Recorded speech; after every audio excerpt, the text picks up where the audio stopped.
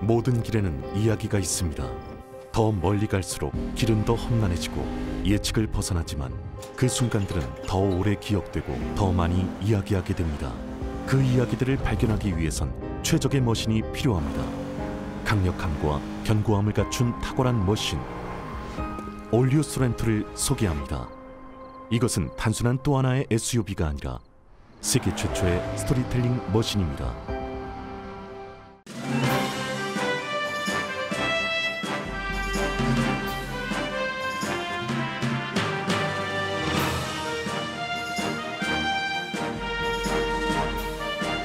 새로운 절반을 시작하는 7월, 라디오 서울이 함께합니다. 강혜신의 오늘의 미국.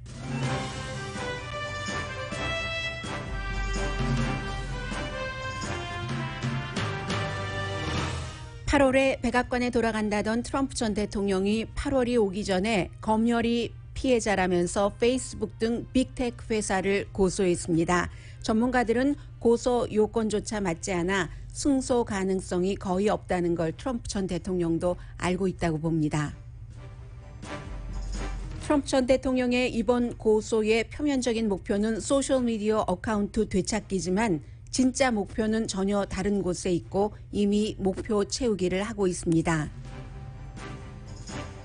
트럼프 전 대통령 개인 변호사였던 루돌프 줄리아니 전 뉴욕시장이 뉴욕에 이어 워싱턴 DC 변호사 자격증도 임시 박탈당했습니다. 재판부는 그 이유를 줄리아니 변호사가 2020년 선거가 부정이라고 거짓 주장을 했기 때문이라고 밝혔습니다.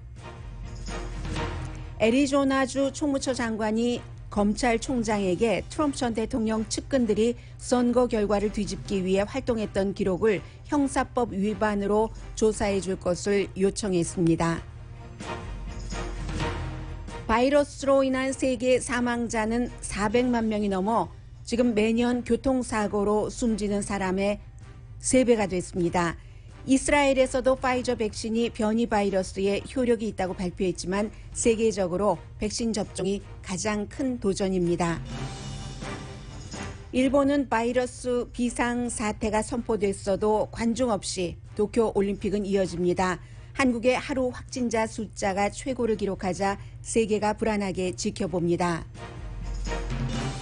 지난 5월 레저와 숙박업계에서 직장을 그만둔 사람이 5.3%로 기록적입니다. 가솔린 값은 지난 7년 사이 가장 비쌉니다. 가격을 내릴 수도 있는데 문제는 협상이고 그 협상에 미국이 개입 중입니다. 아메리카 대륙에서 가장 못 살고 불안한 나라인 IT 대통령 암살은 아가타 크리스티 추리소설보다 더한 추리 수준입니다. 외국인이 살해했지만 내부 도움 없이 불가능하고 대통령 권한 대행은 암살당한 대통령이 해고한 인물입니다.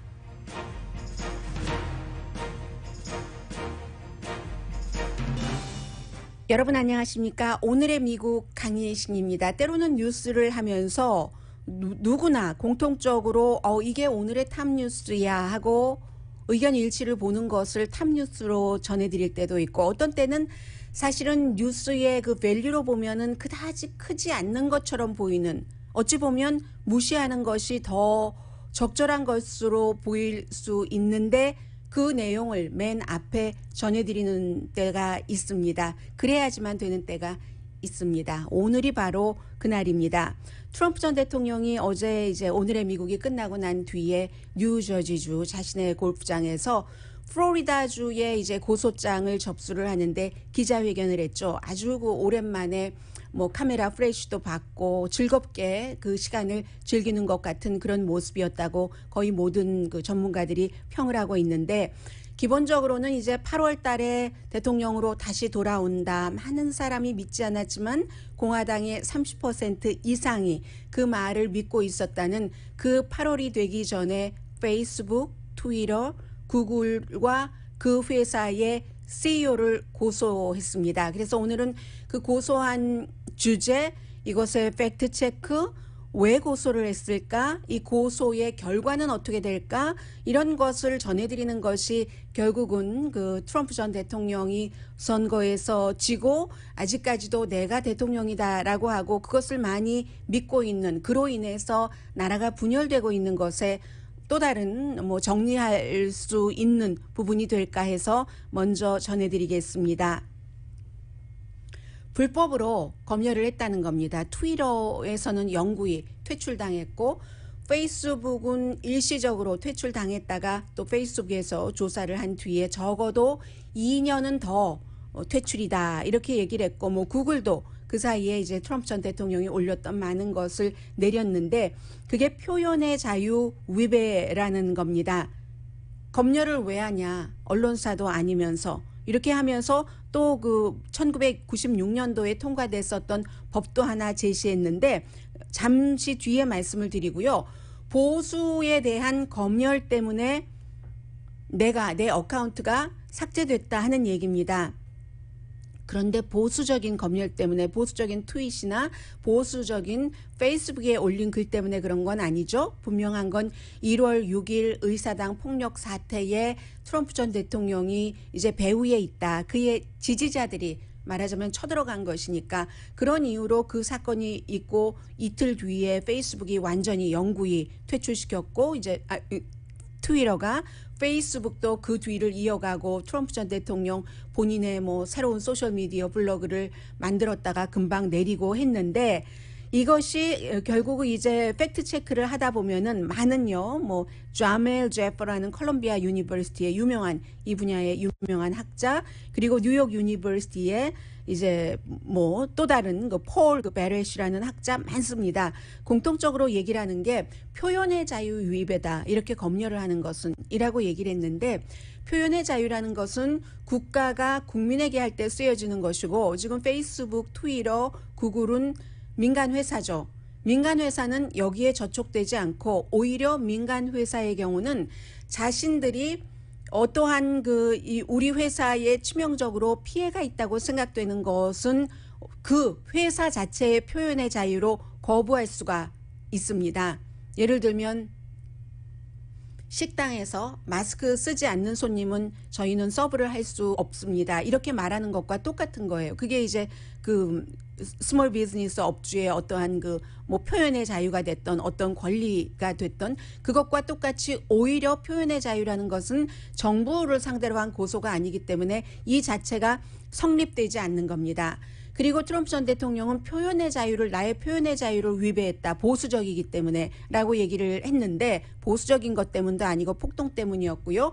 그것은 또 근거로 섹션 230을 들었습니다. 그게 커뮤니케이션 법이라고 해서 테크 회사에 대해서 어떤 면책 특권을 주는 겁니다. 일종의 1996년도에 이게 통과가 됐는데 왜 그랬냐면 소셜미디어 그 회사가 굉장히 많은 사람들의 글과 비디오, 동영상과 사진 이런 것을 받고 있는데 그 모든 것을 일일이 다 검토할 수가 없고 규정을 할 수가 없기 때문에 제3자 이 회사 사람이나 회사의 사주가 올리는 게 아니라 제3자가 트럼프 전 대통령이나 말하자면 저도 될 수 있고 여러분도 될 수 있죠. 그런 제3자가 무언가를 올렸을 때 그 내용에 대해서 그 내용이 잘못돼서 누군가가 숨졌다. 이럴 때도 처벌받지 않는 이런 조항이기 때문에 트럼프 전 대통령이 이것을 본인의 표현의 자유 위배다 하고 연결시키는 것은 전혀 맞지 않죠. 지금 모서리가 맞지 않고 있습니다. 그리고 그동안 수없이 뭐 보수, 검열 이런 주장들을 트럼프 전 대통령을 포함해서 많은 사람들이 하고 있지만 지금도 페이스북에서 날마다 여러분들께서 확인하실 수가 있습니다. 가장 인기 있는 주장은요. 보수의 주장이에요. 그게 트럼프 전 대통령 당시에 굉장히 자리를 잡았고 또 트럼프 전 대통령이 이 페이스북의 가장 큰 광고주였거든요. 정치적으로. 그랬기 때문에 그것이 여전히 살아남아서 보수의 주장이 데일리 브리핑 같은 거 보면은 제일 항상 위에 올라와 있고요. 그리고 보수만을 검열한다. 이것도 말은 그렇게 하는데 증거는 또 없습니다. 어떤 때는 구글도 마찬가지예요. 내가 이거 뭐 진보라서 박해당했다, 보수라서 박해당했다 하는데 그럴 때는 항상 증거가 정확한 증거 제시가 있어야지 되고요. 그럼 앞으로 어떻게 될 것인가? 분명하게 그런 표현의 자유라는 게 이 회사들에게는 적용이 안 된다고 하고 보수 때문에 그랬다고 하는 것은 그게 아니라 이 회사가 이유를 밝혔잖아요. 어카운트를 클로즈할 때 폭동을 조장했기 때문에 여기까지는 우리가 안 되겠다 하고 했었고, 그럼 어떻게 될 것인가? 확률이 없다고 봅니다. 트럼프 전 대통령이 이길 확률이 없다고 보는 거죠. 그러나 잡지 애틀란틱은 이런 지적은 했습니다. 그래도 그 확률이 거의 없기는 하지만 뭐 완전이라고는 말할 수 없잖아요. 거의 없긴 하지만 그나마 8월 달에 다시 돌아온다는, 대통령으로서 백악관으로 다시 간다는 주장에 대한 그 확률보다는 높다. 이렇게 지금 얘기를 하고 있고요. 그러한 것들을 대통령과 대통령의 변호인들도 다 안다는 거죠. 산타클라라 유니버시티 법대의 캘리포니아주요. 이 에릭 골드먼 교수가 이 분야에서 굉장히 유명한 사람인데 다 그 트럼프도 알고 트럼프의 변호인도 안다. 왜냐하면 그리고 이 일로 인해서 내가 이제 검열을 당하고 어카운트를 이렇게 폐쇄당했다 하는 것을 주장을 하기 위해서는, 그럼 저쪽 회사들에서는 우리는 1월 6일 그 폭동 사건 때문이었다라고 얘기를 하면은 그 폭동 사건에 트럼프 전 대통령이 어떤 역할이 있었는지 없었는지를 철저히 규명을 해야지 됩니다. 지금까지 트럼프 전 대통령은 이것은 트럼프의 아킬레스건과 마찬가지예요. 그 박근혜 전 대통령의 세월호 그 당일 7시간 동안 무엇을 했는가처럼 트럼프 전 대통령이 그것을 정확하게 밝히지 않고 있습니다. 대통령의 스케줄인데도 내가 그날 1월 6일 폭동 사건 때 의사당 앞에서 연설을 하고 백악관에 들어가서 그 뒤에 어떻게 했는가, 누구와 어떤 전화를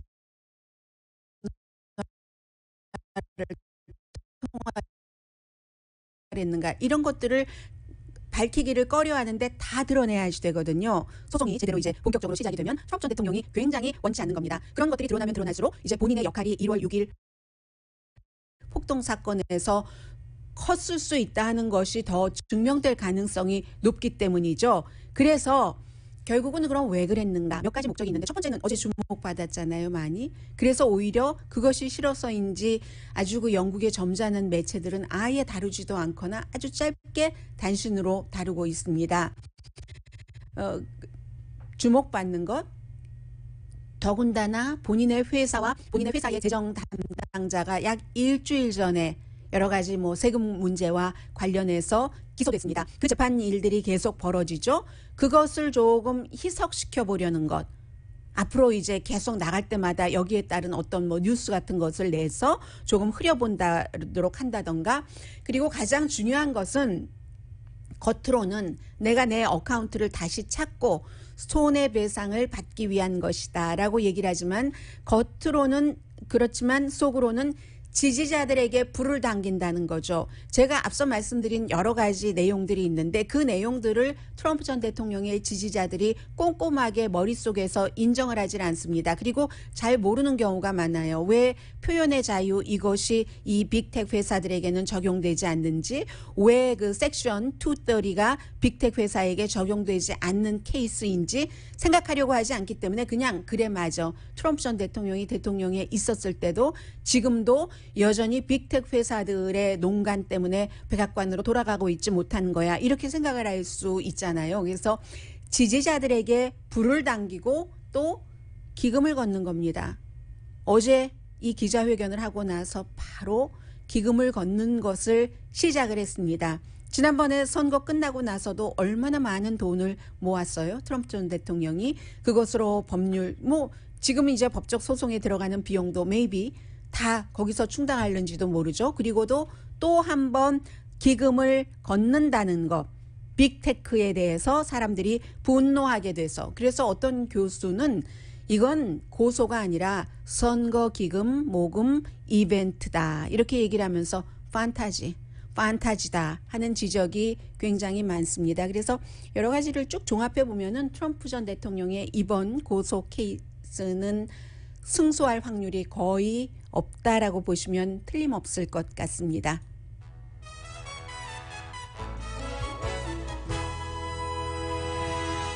그리고는 이제 그 주변 일들이 어떻게 돼가고 있는가를 조금 한 2, 3분 정리를 하겠습니다. 루돌프 줄리아니 전 뉴욕시장이 6월 달에 뉴욕의 그 변호사 자격증을 임시로 템포러리입니다. 박탈당했습니다. 그리고 어제는 워싱턴 DC에서도 박탈을 했는데, 물론 뭐 워싱턴 DC에서는 그동안 활발하게 활동을 하지 않았기 때문에 뭐 별 인액티브였어요. 액티브가 아니라 변호사 자격증이 아마 돈을 또 안 낸 것 같아요.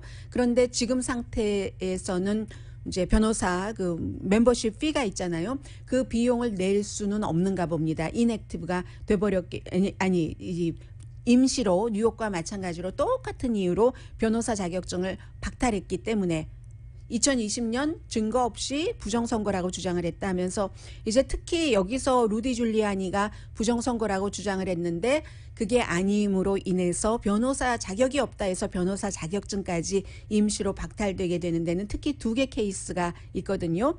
미시건주에서 숨진 사람이 투표를 했다. 조지아주에서 미성년자도 투표를 했다. 이게 이제 법원에서는 결국은 증거도 없고 뭐도 없고 해서 그냥 이렇게 됐다는 거예요. 해서 아마 영구히 루디 줄리아니 전 뉴욕시장이 변호사 자격증을 박탈당할 것인가, 여기에 대해서는 또 다른 청문회가 있어야지 되겠고 또 몇 년 걸릴 겁니다. 그런데 어쨌든 뭐 연방법에 대해서는 워싱턴 DC의 경우는 워싱턴 DC에서 변호사 자격증 없어도 연방법에 관한 것은 또 할 수가 있거든요. 변호사업을.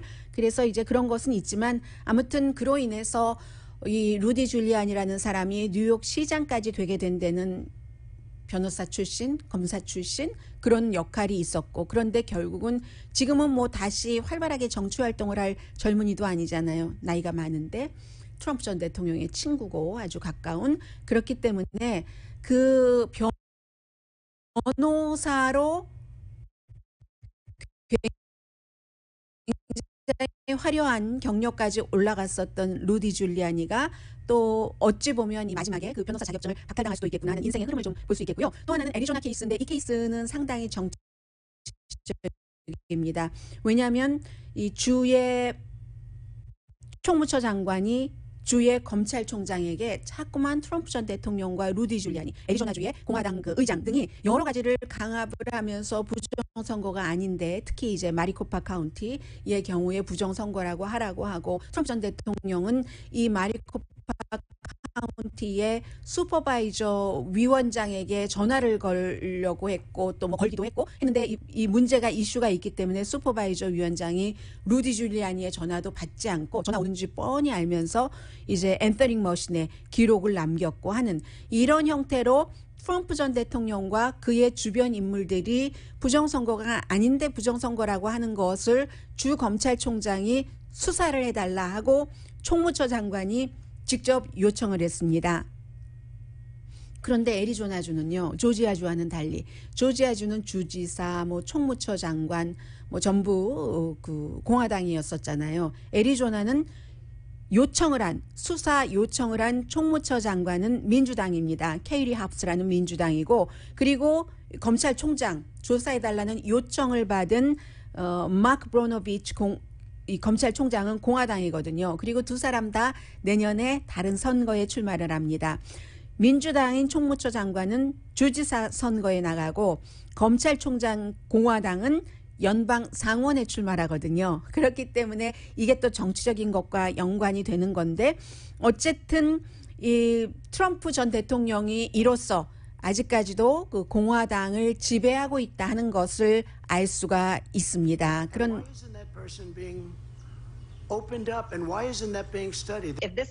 네, 지금 이제 어제 기자회견 했던 장면을 잠시 아침에 케이블 텔레비전에서 음성을 들려드린 부분이었습니다.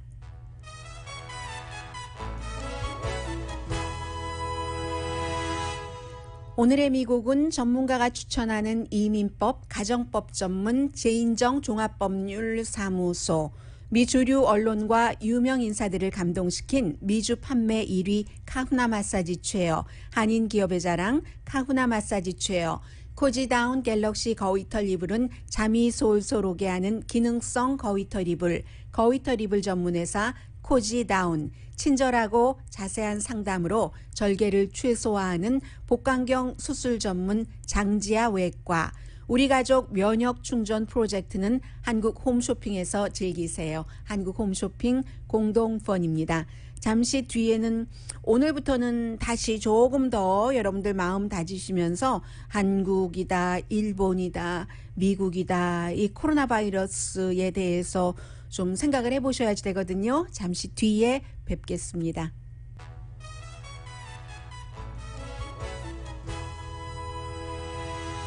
라디오 서울 방송 오늘의 미국 듣고 계십니다. 지금 1년 반 됐죠. 코로나 바이러스로 우리가 모든 많은 것들에 대해서 뭐 보는 시각도 달라졌고, 그리고 또 뭐 너무 많은 변화가 있기 때문에요. 공식적으로 이제 400만 명, 400만 명 조금 넘습니다. 숨졌고, 그러면 이 숫자가 처음에 우리가 코로나 바이러스가 발생하고 여름이 되기 전에 여름 이후 가을까지는 어떻게 비교를 했냐면요. 1차 대전, 2차 대전, 뭐 한국전, 베트남전 이렇게 비교를 했는데 지금은 숫자가 너무나 엄청나게 높아졌기 때문에 사망자가요. 1982년도 이후에 세계에서 일어난 모든 전쟁, 뭐 아프가니스탄, 뭐 이라크 전쟁, 그 밖에 얼마나 많았어요. 각 나라에서. 그런 모든 전쟁에서 숨진 사람의 숫자와 같답니다.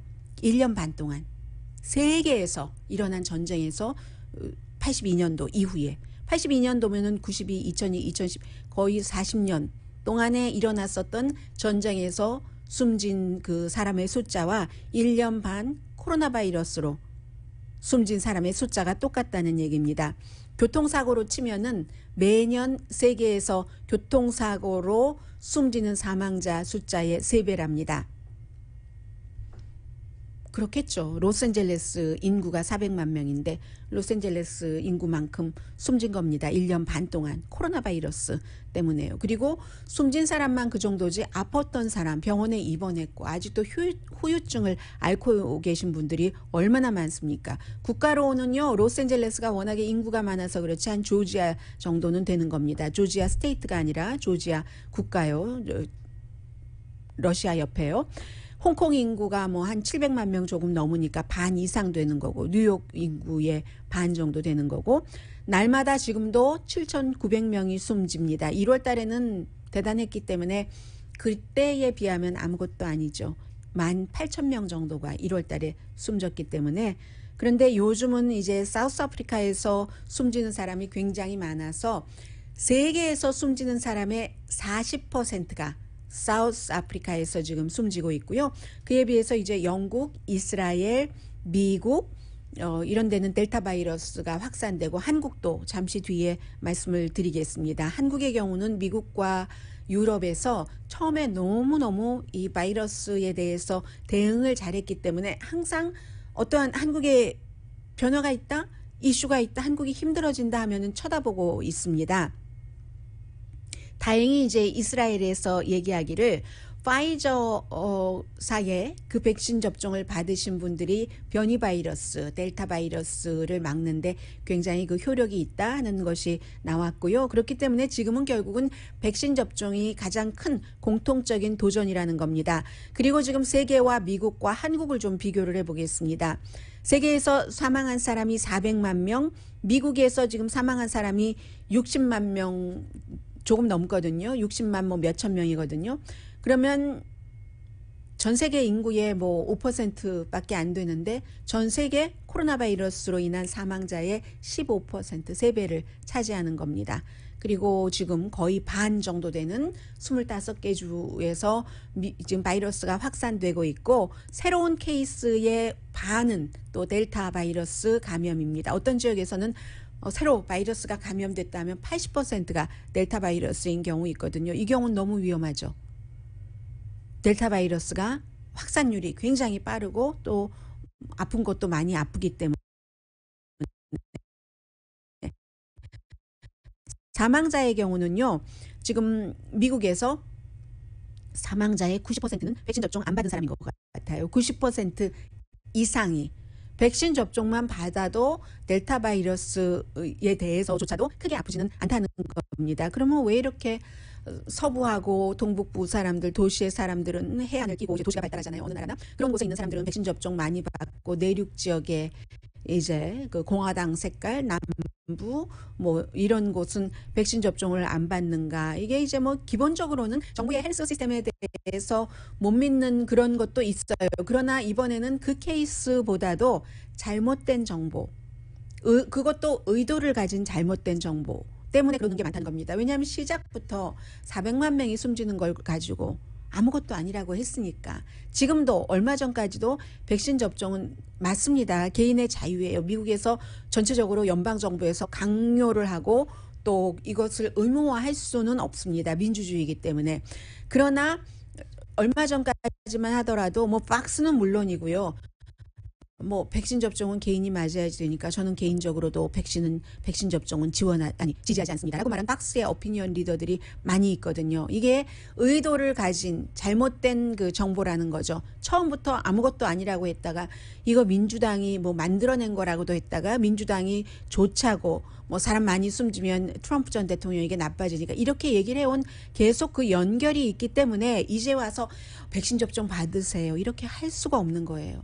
가짜 뉴스를 계속 4년 동안 믿어온 사람들이 주변 사람들에게도 그게 아니라니까 나만 알아 당신은 모르지라고 하다가 어느 날 갑자기 지난 4년 동안 내가 했었던 말이 4년 내내 했었던 말이 다 가짜였어. 나는 지금 인정해. 이렇게 훌륭하게 인정을 할 수 있는 사람이 어느 정도나 되겠어요. 그래서 미국에서도 이 의도를 가진 백신에 대한 잘못된 정보를 뿌리는 사람들 때문에 큰 문제가 되고 있습니다.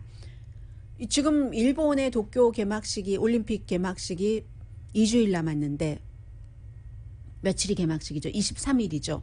그래서 이제 8월 22일까지 이어지게 되는데 2주일 앞두고 다시 사실은 얼마 전부터 이 도쿄에서 또 일본에서 확진자가 늘어나기 시작했는데 결국은 어제 총리가 비상사태를 선포를 했습니다. 그리고 관중을 받겠다. 물론 국내 관중이지만 그렇게 얘기를 한 게 불과 얼마 전이잖아요. 10,000명까지.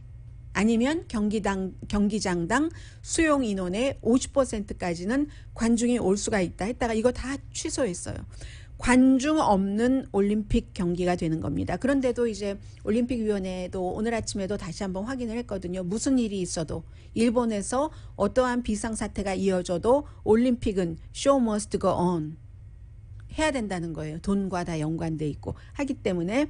그래서 지금 어제 총리가 발표하는 것 보니까 뭐 술집에서 임시로 뭐 술도 판매하지 못하게 하고 이러한 것도 했거든요. 지난달부터 확진자가 늘어나기 시작했고 어제 하루에 920명 확진자 나왔거든요. 5월 달에 뭐 1,000명 나온 이후에 가장 많게 된 거고 그리고 뭐 선수 가운데서도 지금 양성 반응 나오는 선수가 있기 때문에 도쿄에서도 역시 델타 변이 바이러스를 굉장히 지금 걱정하고 있고요. 한국을 미국과 뭐 유럽에서 다 지켜보고 있습니다. 한국이 지금 일본보다 확진자가 더 많이 나왔어요. 일본이 920명 나온 날 한국이 1,275명이 나왔거든요. 그럼 한국과 미국을 좀 비교해 보겠어요. 미국과 세계는 앞서 전해드렸고요. 한국이 전체적으로 인구가 5,200만 명이라고 할 때 백신 접종률이 완전히 다 뭐 2차까지 받아야지 되는 경우 풀리 접종받은 사람은 10% 그리고 이제 주로 30세 이상 풀리 접종 받은 사람은 10% 그리고 한 번이라도 받은 사람은 30%인데 이 한 번 받으신 분은 거의가 이제 60세 이상이잖아요. 전체 감염자가 미국은 뭐 백신 접종률 지금 뭐 한 번은 거의 70%, 두 번 다는 거의 60% 정도 됩니다. 그래서 이제 전체 감염자가 한국에서 16만 4천 명이니까 5,200만 명 인구로 볼 때 어떻게 됩니까? 16만 300명당 1명 되죠. 감염자가. 그리고 사망자는 2,034명을 기준으로 할 때 어제요. 2만 명당 1명 사망한 게 됩니다. 그럼 미국을 보면은요. 미국은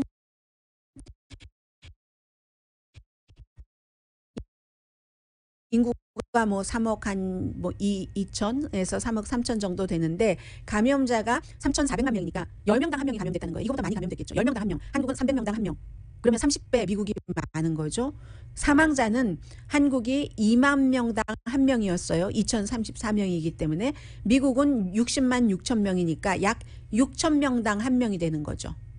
6천 명당 한 명 사망자, 한국은 2만 명당 한 명, 그리고 확진자는 미국은 10명당 한 명, 한국은 300명당 한 명 되는 겁니다. 그렇기 때문에 한국이 이제까지 잘해왔으니까 이런 일이 있을 때마다 한국 쪽을 쳐다보게 되는데, 한국은 이제 백신을 안 맞은 게 아니죠. 한국의 경우는 못 맞은 20대와 30대가 지금 굉장히 걱정하고 있고요. 한국하고 같이 이제 호주라든가 뭐 태국 뭐 이런 곳은 세계에서 지금 쳐다보고 있고, 그에 비해서 이제 중국의 경우 이 자료가 완전하지는 않다 하더라도 중국은요, 한국에서 1275명, 일본에서 920명 확진자 나왔었던 바로 그날 어제 하루 케이스가 17명밖에 안 됩니다. 중국은. 그 하루 전에는 57명이었거든요. 전체적으로 중국 이제 감염자가 이것보다 많겠죠, 물론. 그러나 어쨌든 뭐 9만 1000만 명이 안 되는 그 유지를 하고 있습니다. 9만 1996명, 사망자가 4636명. 미국보다 인구가 얼마나 많아요? 그런데 미국은 60만 명인데 중국은 4636명 사망한 것으로 나옵니다. 이 정도로 하고요. 변이 바이러스가 그만큼 굉장히 위험하다는 것을 전해드리고 싶고, 그리고 이 내용은 제가 시간상 여러분들께 자세히 전해드리지는 못하지만 미국의 감옥에서요, 지금까지 코로나 바이러스로 숨진 사람이 2,700명이거든요. 2,700명인데 이제 어느 지역인가 한번 볼까요? 아주 아픈, 오늘 아침에 그 뉴욕타임스가 보도를 했는데, 아주 아픈 사람들, 그분들은 어쩌면 그 숨질지도 모르는 그런 케이스의 분들은 감옥에서 이제 그 출소하게 해드린답니다. 왜냐하면 얼마 안 있으면 인생의 마지막을 맞을 수도 있는 분이고, 그리고 이제 그런 분들 가운데서는 나이가 많이 드신 분들이 많죠. 뭐 50세, 적어도 50세 이상이라든가 80세 이상이라든가, 이렇게 주 정부가 어떠한 그 권한을 발휘를 해서 코로나 바이러스 걸린 게 특히 이제 감옥에서는 본인의 책임은 아니잖아요. 본인의 이 사적인 공간에서 걸린 것이 아니라 죄를 저질렀긴 했지만 죄를 저지른 대가를 정부의 감시 아래, 모니터링 아래 받고 있다가 코로나 바이러스에 걸린 거기 때문에 그런 인간적인 그 배려라고 할까요? 그런 것들이 있다는 게 조금 눈에 띄었고요. 잠시 뒤에 경제와 관련된 뉴스 전해드립니다.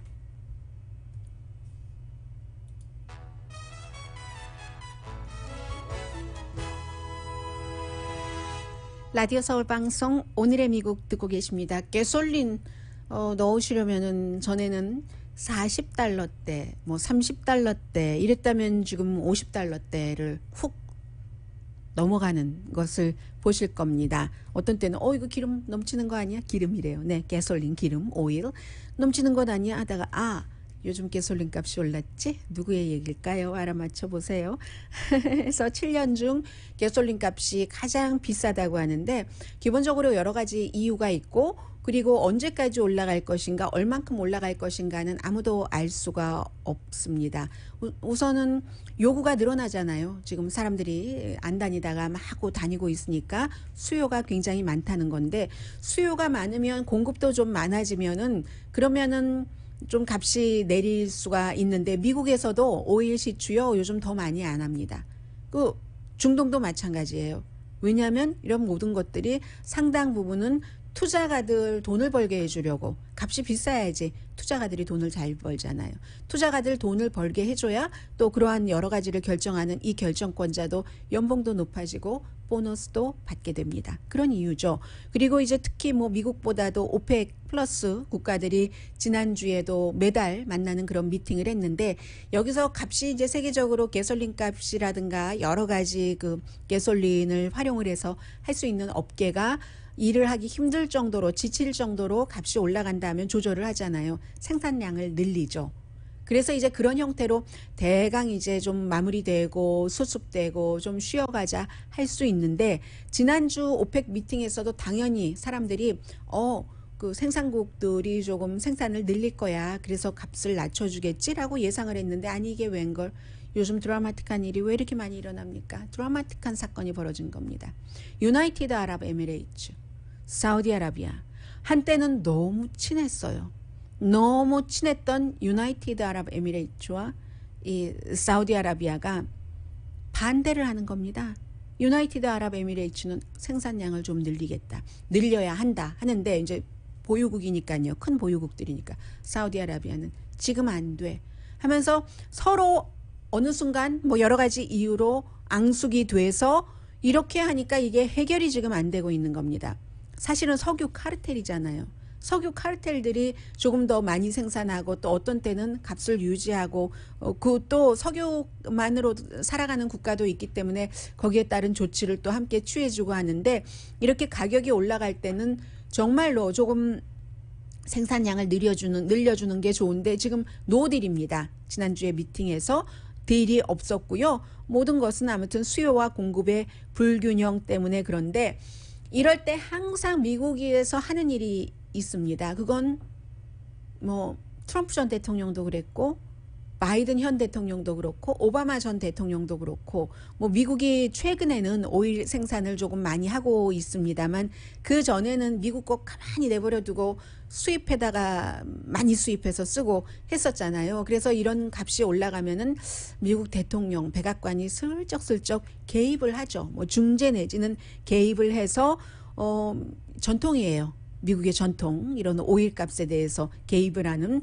직접 뭐 생산을 좀 늘려줬으면 좋겠다 이거죠. 미국의 얘기는 그렇게 하는데 이게 지금 바이든 대통령의 이 같은 주장 이 같은 외교가 얼만큼이나 될지는 모르겠습니다. 어쨌든 사우디아라비아나 유나이티드 아랍 에미레이츠가 서로 합의를 해야지만 생산량을 늘릴 수 있기 때문에요. 그리고 계속 이어지는 얘기인데 여행업계나 호텔 업계에서 이직을 하는 사람이 5월 달에 5.3% 굉장히 많은 비율이라고 하거든요.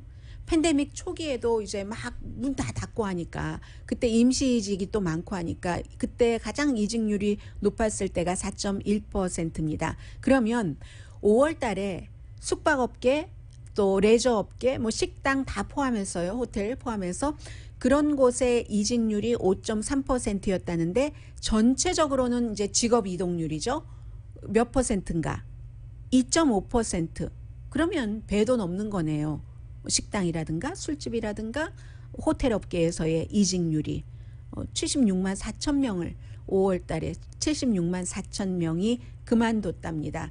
지금 뭐 고용도 많이 늘어났어요. 그런데 아직도 더 많은 사람들이 필요한데 기본적으로는 뭐 건강 때문에 건강보험 때문에 보수 때문에 베네핏 때문에 실업수당 때문에 여러 가지가 너무너무 많기 때문에 결국은 당분간은 고용주들은 이 분야에서 그 임금을 인상하고 보너스를 더 많이 줄 수밖에 없다 하는 거고요.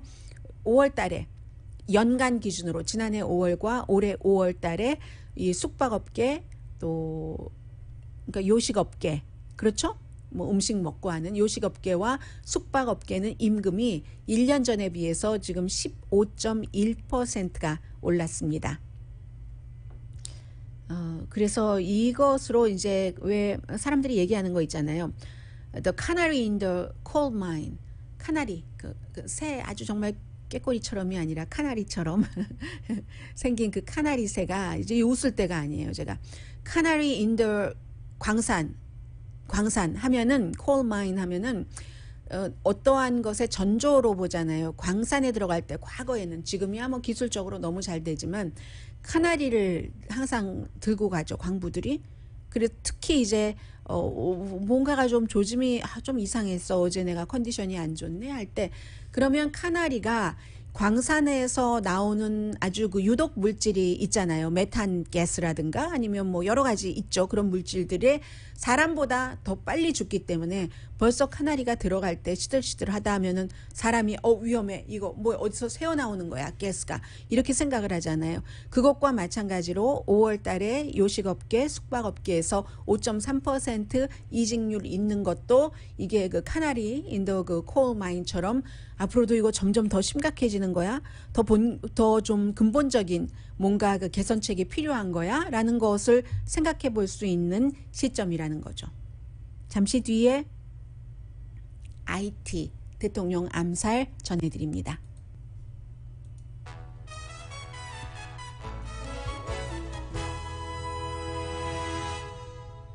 라디오 서울 방송 오늘의 미국 듣고 계십니다. 먼저 미국 뉴스부터, 네, 서프사이드에서 이제 구조에서, 레스큐에서 리커버리로, 복구로 전환을 했다라고 얘기하는 것은, 이 케이스는 이제 살아있는 사람을 살아있는 채 구조할 확률이 0%다 하는 겁니다. 그래서 리커버리로, 유해를, 시신을 어떻게 하면 빨리 조금 더 온전하게 우리가 그 가족들에게 이렇게 전할 수가 있는가, 거기에 대한 희망만 있는 거죠. 14일 됐습니다. 6월 24일에 이제 사건이 발생해서 오늘 15일째인가요? 우리 이렇게 이제 더 이상은 그 희망을 버립니다라는 형태의 발표죠. 이 발표를 관계 당국이 하는데, 발표를 미리 하기 전에 가족들에게 먼저 가족들의 미팅을 마련했어요. 전부 브리핑을 해준 다음에 그랬다는 거죠. 그런데 아마 어쩜 이렇게 되면은 그 수습이, 유해 그 수습이 조금 빨라질 수도 있습니다. 지난번에도 그 인위적으로 다이너마이트로 이제 건물을 폭파하고 그 붕괴시킨 이후에 많은 사람을 찾았잖아요. 시신으로나마. 해서 현재 그 54구 찾았고 86분 행방불명이라기보다 사실은 생사 확인이 불가능한 상태죠. 그리고 이제 대통령 암살이 된 IT의 경우, 누가 얘기를 했는지 제가 어디서 봤어요. 아가타 크리스티의 소설과 같다고. 누가 왜 그를 암살했을까? 어떻게 암살할 수 있을까? 이 지금 IT에서도 뭐 대통령 대행이 있고 하잖아요. IT에서도 경찰이 4명의 용의자는 총 쏴서 살해했고 2명의 용의자는 체포했다 하지만 신원을 밝히질 않습니다. 비디오 나온 거 보면은 뭐 미국 영어 액센트도 있었고 스페니쉬도 있었고, 말하자면 완전히 그 뭐 총격을 가한 거잖아요. 퍼스트 레이디는 그쪽에서 치료하지 못하고 이제 미국 플로리다주의 마이애미로 지금 후송이 돼서 스테이블에서 크리티컬 컨디션으로 지금 중퇴인 것으로 알려져 있고요. 지금 용의자들의 이름도 발표를 하고 있지 않습니다. 보통 이런 때는 그 IT의 헌법에 따르면 대법원장이 뭐 대통령 대행을 정해야 된답니다. 왜 이럴 때라고 말씀드렸냐면, 현재 대통령 대행을 하고 있는 사람이, 대통령 총리 이름까지는 모르셔도 되겠죠. 저도 모릅니다. 그 대행이 이 암살당한 대통령이 53살밖에 안 됐잖아요. 암살당한 대통령이 말하자면 그 현지 시간으로 월요일에 다른 사람을 총리로 정했습니다. 그리고 너 나가라예요. 그러니까 지금 대통령 대행을 하고 있는 사람이 암살당한 대통령과 정치적인 적이었던 거예요. 그런데 대통령이 새로운 총리까지 딱 정하기는 했는데 이 새로운 총리가 선서를 하지 못했던 겁니다. 아직 선서하지 못한 상태에서 그 새 총리를 선택한 대통령이 암살당해버린 거죠. 그러면 이제 이런 경우에 누가 대통령 대행을 하느냐가 IT의 말하자면 연방 대법원에서 결정을 한다고 하거든요. 그런데 연방 대법원의 대법원장이 코로나 바이러스로 숨졌습니다.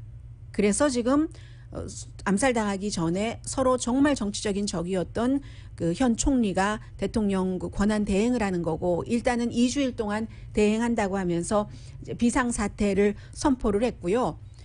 IT는 아메리카에서 이 미국 대륙에서 가장 가난하니까 갱단이 활보하고 IT의 수도를 어떤 부분은 갱단이 컨트롤을 하기도 하고 정치 깡패가 무척 많은 나라고요.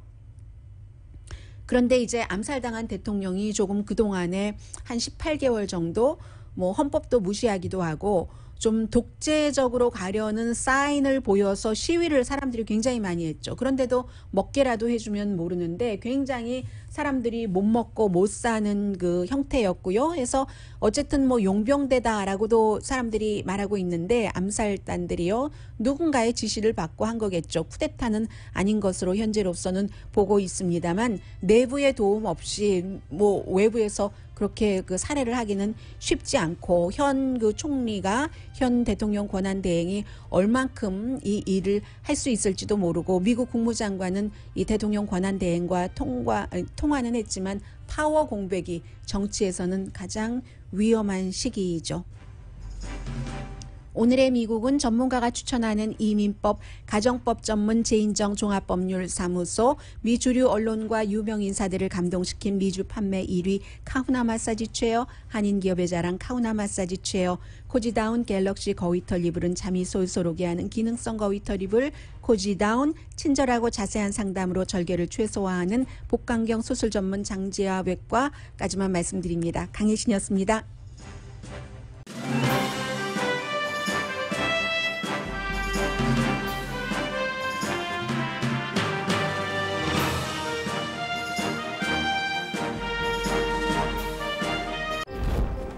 모든 길에는 이야기가 있습니다. 더 멀리 갈수록 길은 더 험난해지고 예측을 벗어나지만 그 순간들은 더 오래 기억되고 더 많이 이야기하게 됩니다. 그 이야기들을 발견하기 위해선 최적의 머신이 필요합니다. 강력함과 견고함을 갖춘 탁월한 머신 올류 소렌토를 소개합니다. 이것은 단순한 또 하나의 SUV가 아니라 세계 최초의 스토리텔링 머신입니다.